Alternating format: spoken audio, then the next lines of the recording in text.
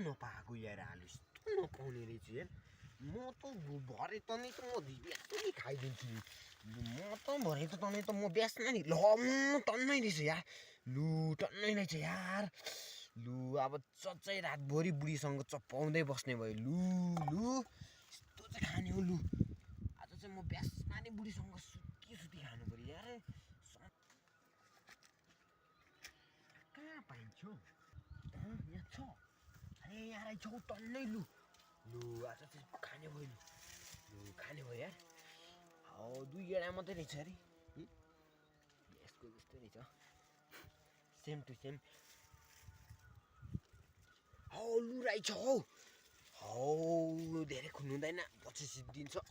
सिद्धियो भने लु हौ बुढी पुग्छ होला लु ल पुग्छ यतिले त पुग्छ लु